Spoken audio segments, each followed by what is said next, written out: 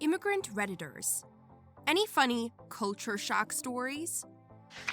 When I was in high school, a student in my class told us the story of his family's first night in America.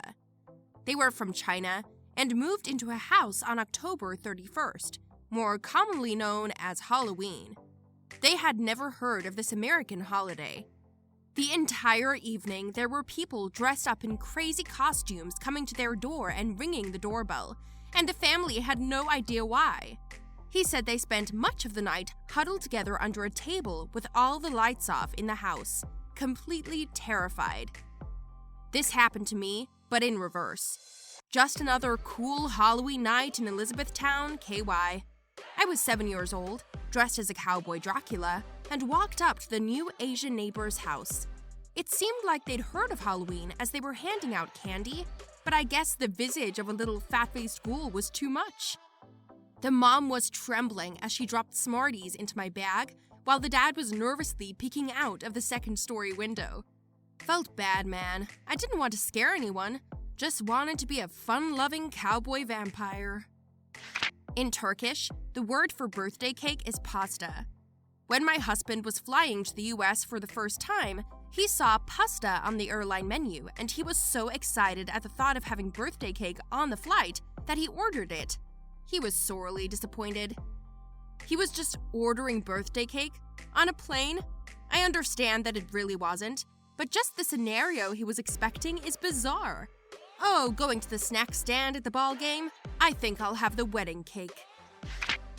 I moved from Colombia to Chile with my family a couple of years ago, and despite both being Spanish-speaking countries, the slang greatly varies. Particularly, our word for straw, pitillo, can be interpreted as a diminutive of Chilean slang for joint, pito. On our first night out at a fancy restaurant to celebrate my dad's relocation, me, "Excuse me, waitress, could I get a joint?" Straw. Waitress, sorry, what? Me, "A joint. I just want a little joint." Waitress looks at my dad. "Dad, didn't you hear the kid?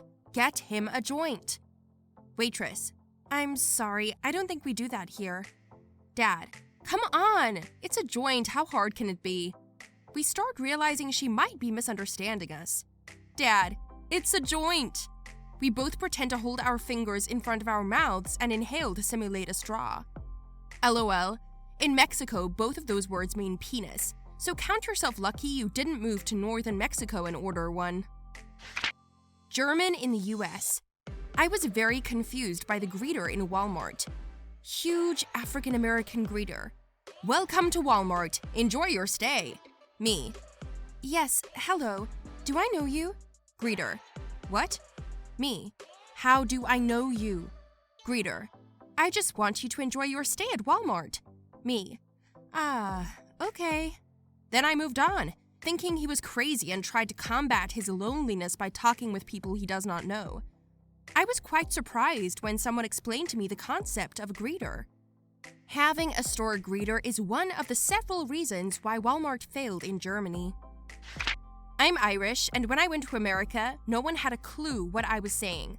Also said, "Any crack" to a guy in a shop and said he was calling the police.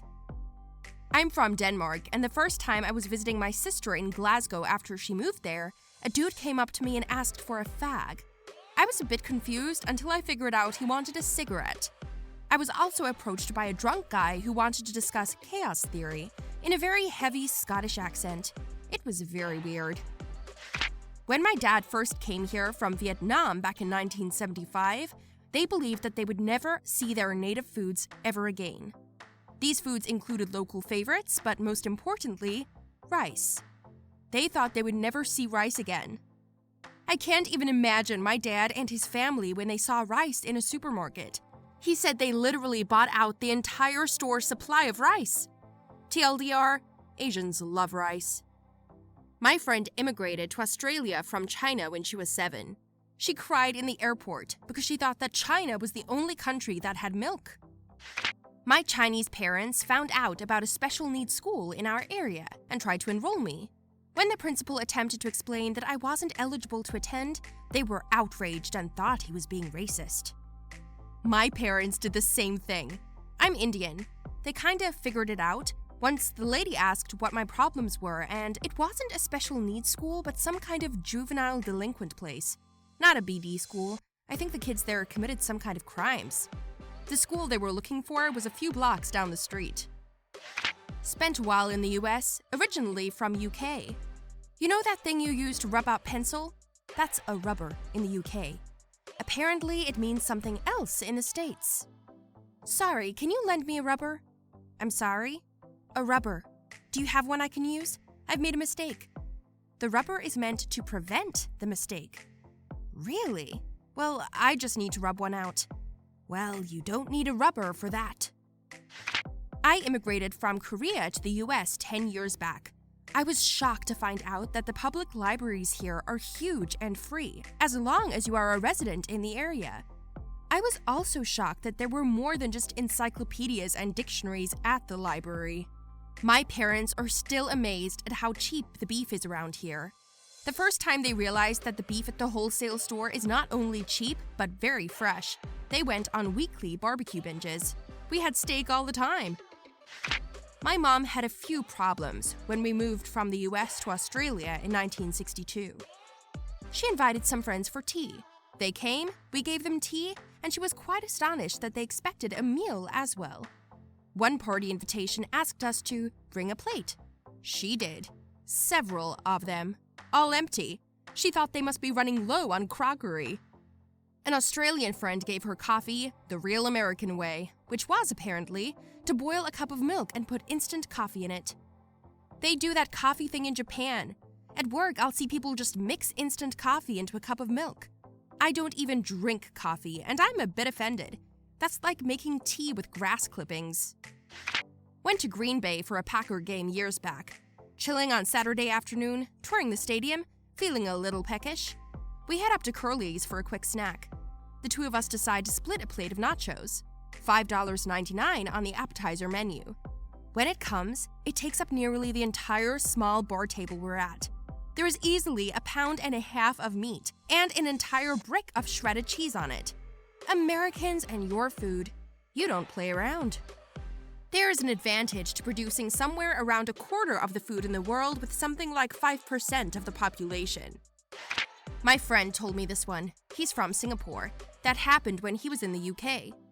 Where we live in the UK, it's common to call people dear or darling, honey or hun, etc., especially to people younger than you.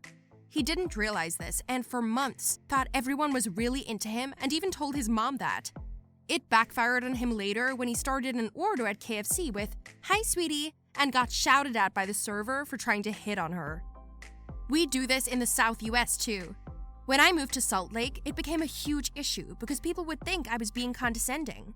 I finally just explained it to a customer one day after she bit my head off, and she felt like an idiot for yelling at me over what was, to me, normal. I was about 6 years old, and my parents were still pretty fresh to Canada from Iran. My dad decides one day that he wants to go buy a sheep from a livestock auction. When we get there, he finds a butcher shop, and I go in with him. His English wasn't the best, but he looks at the butcher and says, "I want sheep to kill." The shop went silent, and the butcher just stared at my dad until he added, "How much?" I don't remember what happened after that, but we went home empty-handed, and my dad has never been to an animal auction since. On a related note, my sister lives in North Carolina, and she used to raise goats. Every once in a while, when she sold some of the goats, some Latino men would come up and buy the goats. Now, this is fine and all, but instead of transporting the goat elsewhere, they would proceed to butcher the goat on my sister's property. They would give her the money, take the goat outside their living area, kill it, then cut it up. My sister dealt with it because they paid well, but I would have flipped out. In college, a girl told us of a foreign student from Morocco who was rooming with him in college. They were in a traffic jam because people were slowing down, looking at an accident. Anyway, things crept to a standstill, and the Moroccan girl stepped out and raised her middle finger in the air. Naturally, there was a lot of car honks and creative language thrown her way. The girl jumped back in the car, horrified and a bit confused. She explained that in Morocco, when you raise your middle finger, it means for traffic to proceed. Not in Mercado. As Moroccan, I've never seen nor heard of this behavior in Morocco. It might be in certain parts, though. In Italian, a preservative is a condom. I went to the bread store and asked, "Posso avere un pezzo di pane senza preservativi?" Which would mean, can I have a piece of bread without preservatives? Or so I thought. Got a lot of weird looks from the bread maker. I asked for a piece of bread without condoms. It's the same in Spanish. My Spanish teacher was talking about American obesity with her hostess and ended up saying that American food is full of condoms. My class had a good laugh about that one. Not an immigrant, but I was a volunteer for a group that helped foreign students get a feel for what American college life was really like. I was spending a lot of time with some students from China, and I taught them how to play Ultimate Frisbee. We decided on a decent halftime and went into the building to get some water.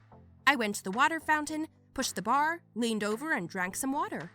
The Chinese students just stared at me because it was something they'd never seen before. The guy after me just walked up to the water fountain and leaned over, hoping for the water to come out. I indicated the bar that needed to be pushed and he laughed it off, but not having any water fountains seems like a significant culture difference to me.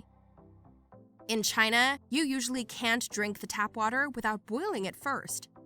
At the university at which I am currently studying, there is a water boiler in each hall instead of a water fountain. Students come by and fill up their water bottles with tea leaves to make tea instead. At first it seemed weird, but now I'm pretty used to drinking tea each day during class.